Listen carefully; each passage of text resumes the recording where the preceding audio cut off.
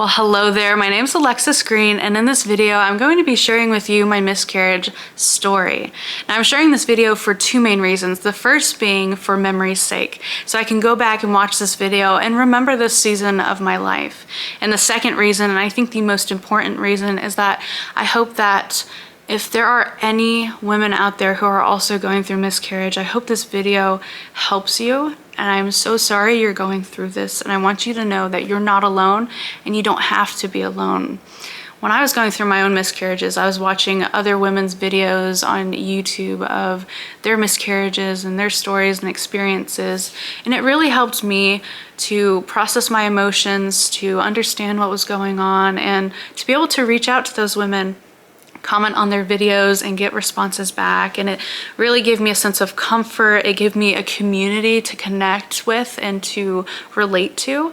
So I just want you to know that you're not alone and you don't have to be alone, and please don't go alone with this and through this. It is very tough, and yeah, I'm really sorry you're going through this. You know what else those videos did for me? They gave me a sense of hope too, because when I watched their later videos, I got to see them become pregnant and have happy, healthy babies. So that gives me a sense of hope and excitement for my future. So my story starts in October of 2021 on a local Christmas tree farm, and it was so much fun. And we had a wonderful ceremony, wonderful reception. We went down to Orlando for our honeymoon. We did Halloween Horror Nights and all four of the Disney parks. It was so much fun. Like, we're those kind of people that like to go out and just have a fun time.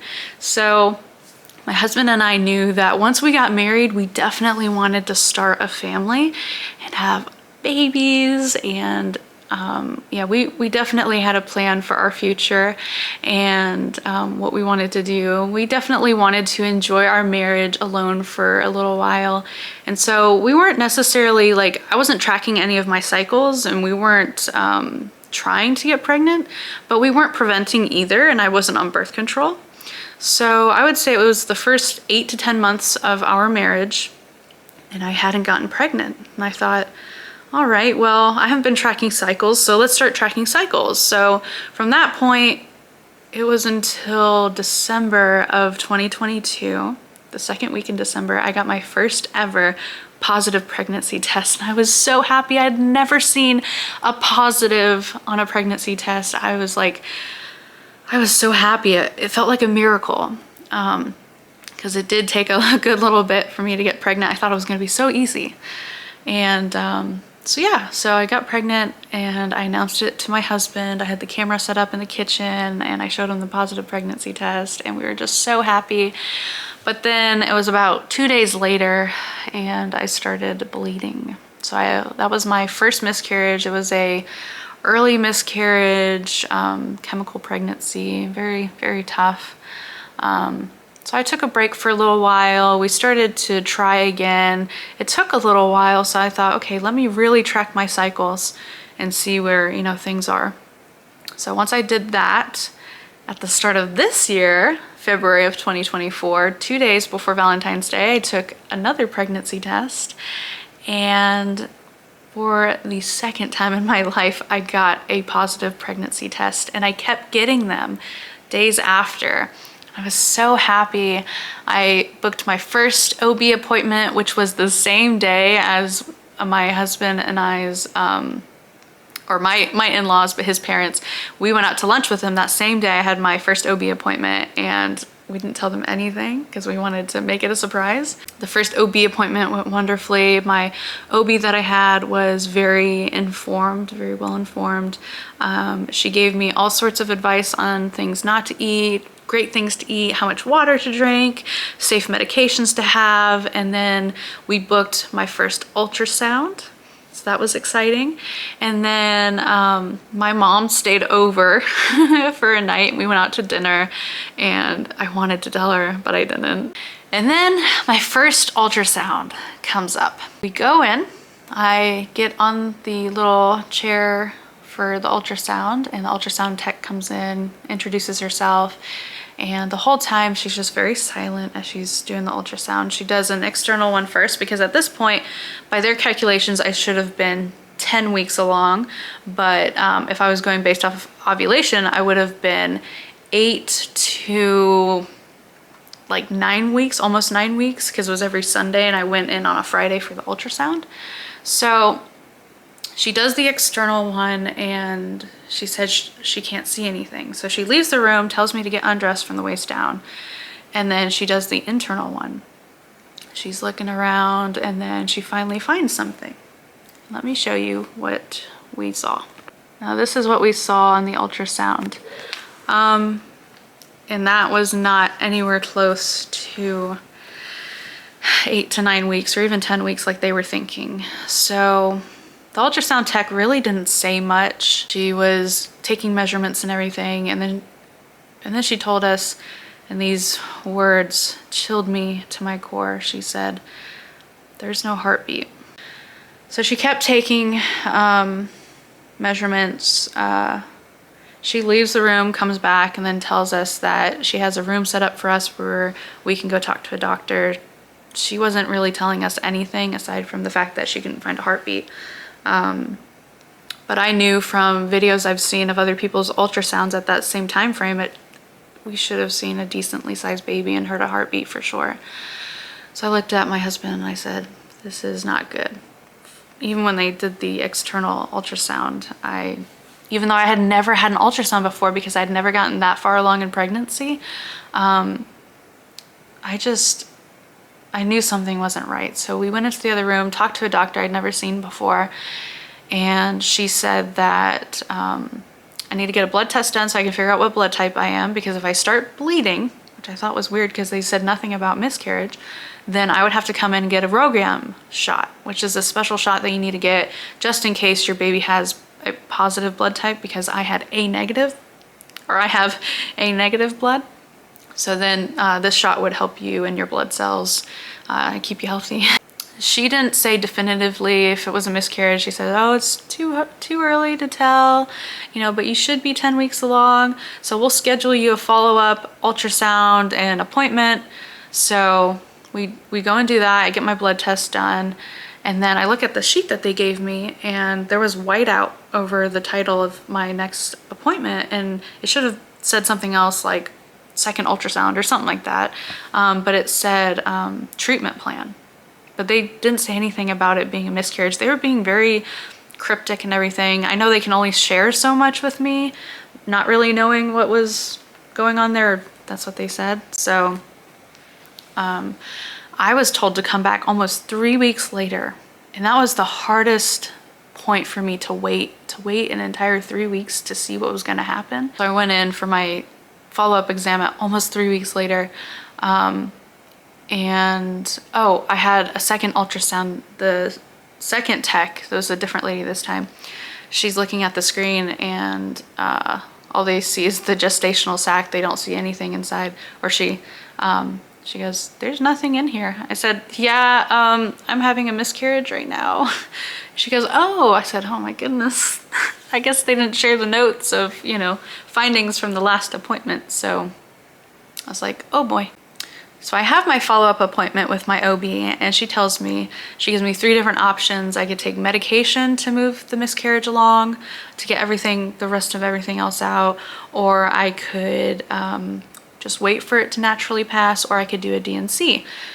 I had never been through this before, so I just chose the natural route because that's what felt most comfortable to me, having never been through this.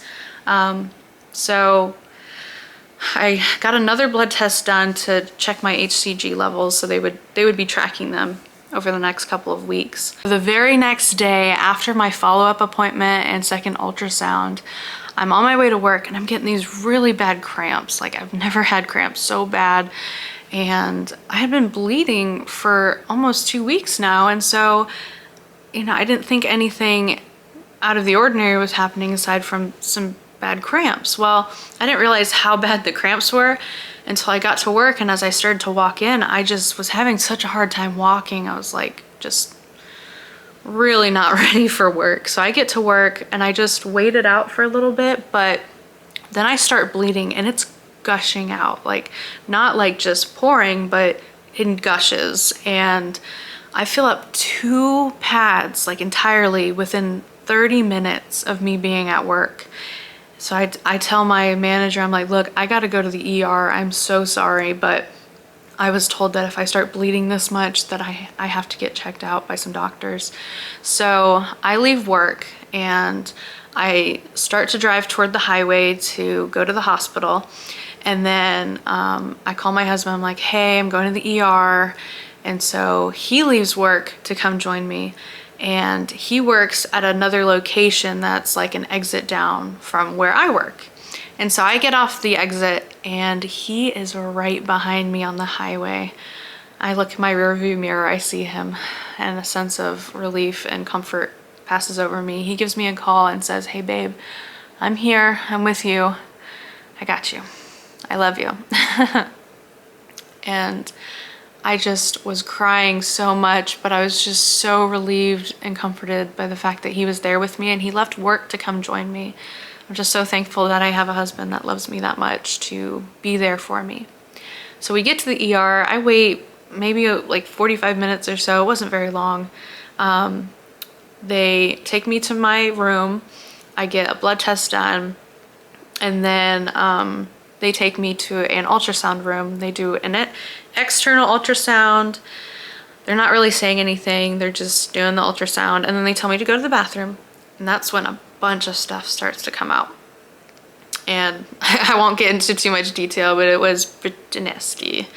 And then I go and they do an internal ultrasound. So I get sent back to the room, and then a radiologist comes in and goes, by the way, your uterus is empty. I said, okay. And he says, you're good to go. I say, great.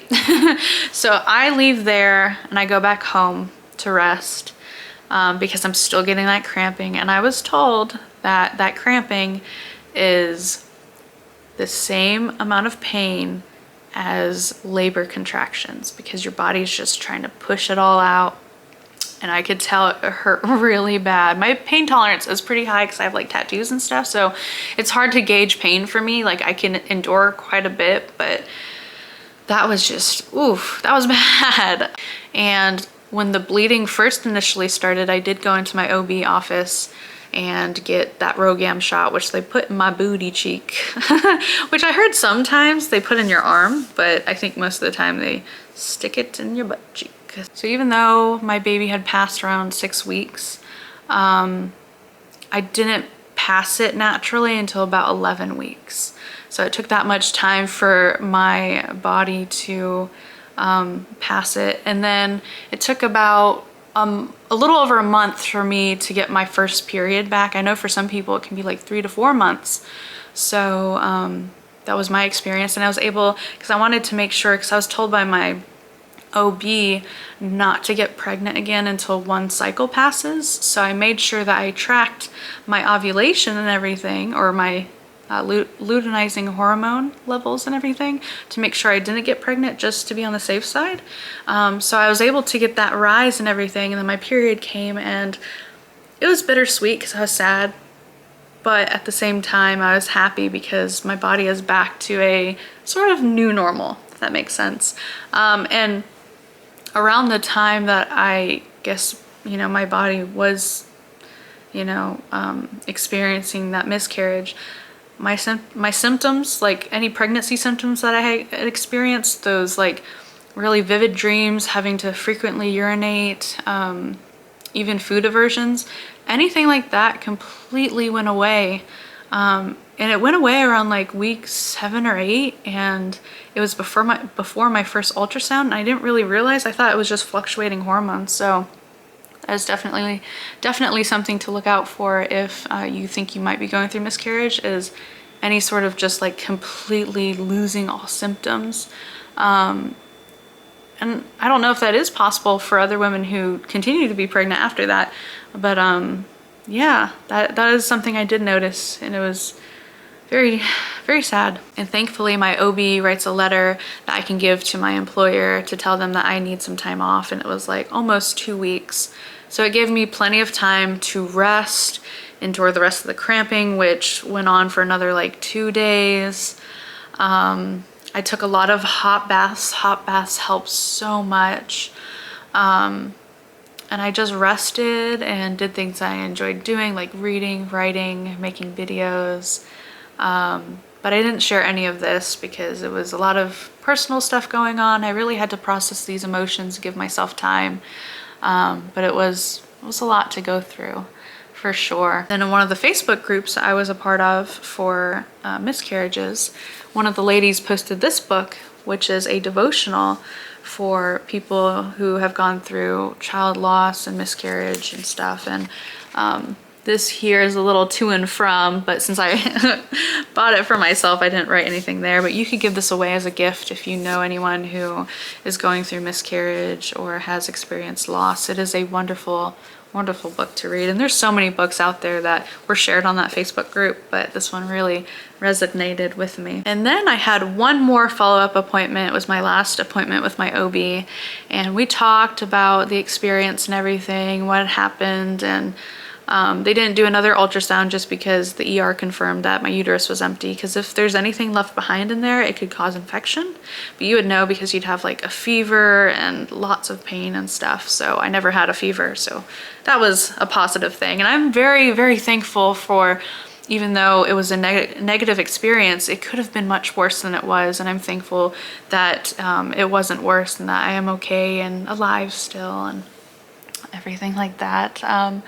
But I did ask my OB from the measurements that they had gotten from my ultrasound at what point my baby had stopped growing and everything, and she said 6 weeks. So my first pregnancy was 4 weeks, and that's why I have this little necklace that I made. It has a little poppy seed in it because it's about the size of your baby when you find out that you're pregnant at 4 weeks.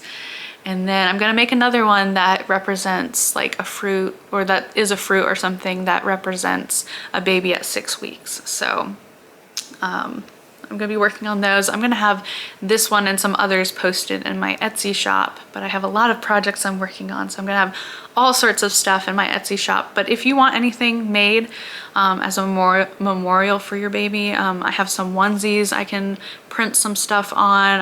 I do laser engraving. I can make necklaces like these. I'm gonna make a necklace that has baby's breath, a forget-me-not, and a mustard seed. So baby's breath for the baby, a mustard seed for like hope and faith for the future, and then a forget-me-not, so you won't forget that little precious gift that you once had. So lots of things, keeping myself busy and staying hopeful for the future. We'll see what happens in the future, and I can only hope and pray for the best. And I hope and pray for the best for you guys, because I know that going through miscarriage is not only very devastating because you're experiencing loss and a life that would have been, not just a lifestyle, but a baby that you would have had. It's sad. I can't give it a name. I wouldn't have known the gender was so early. But nonetheless, it was a treasured baby. I nicknamed it Peanut on my little pregnancy app. And so I'll have to come up with another nickname for whenever I get pregnant again. And we did announce it to both sides of the family, and they were very happy. I gave my parents special little mugs that said promoted to grandma and promoted to grandpa and stuff like that. So, but yeah, so I truly do look forward to the future, and I'm very hopeful. I'm grateful that I can get pregnant. It's just a matter of keeping these pregnancies. And then I had one more follow-up appointment. It was my last appointment with my OB, and we talked about the experience and everything, what had happened, and they didn't do another ultrasound just because the ER confirmed that my uterus was empty, because if there's anything left behind in there, it could cause infection. But you would know because you'd have like a fever and lots of pain and stuff. So I never had a fever, so that was a positive thing. And I'm very, very thankful for, even though it was a negative experience, it could have been much worse than it was. And I'm thankful that it wasn't worse and that I am okay and alive still and everything like that. But I did ask my OB from the measurements that they had gotten from my ultrasound at what point my baby had stopped growing and everything, and she said 6 weeks. So my first pregnancy was 4 weeks, and that's why I have this little necklace that I made. It has a little poppy seed in it because it's about the size of your baby when you find out that you're pregnant at 4 weeks. And then I'm gonna make another one that represents like a fruit, or that is a fruit or something that represents a baby at 6 weeks. So I'm gonna be working on those. I'm gonna have this one and some others posted in my Etsy shop, but I have a lot of projects I'm working on, so I'm gonna have all sorts of stuff in my Etsy shop. But if you want anything made as a memorial for your baby, I have some onesies I can print some stuff on. I do laser engraving. I can make necklaces like these. I'm gonna make a necklace that has baby's breath, a forget-me-not, and a mustard seed. So baby's breath for the baby, a mustard seed for like hope and faith for the future, and then a forget-me-not, so you won't forget that little precious gift that you once had. So lots of things, lots of things. Thank you so much for watching this video. I really hope this video has helped you, and if you want to, feel free to reach out. I'd love to talk to you, and if you have any questions about my own experience, I'd love to help you in that way. So I think that's gonna be it for this video. Thank you so much for watching, and I hope you stay tuned for more. Bye!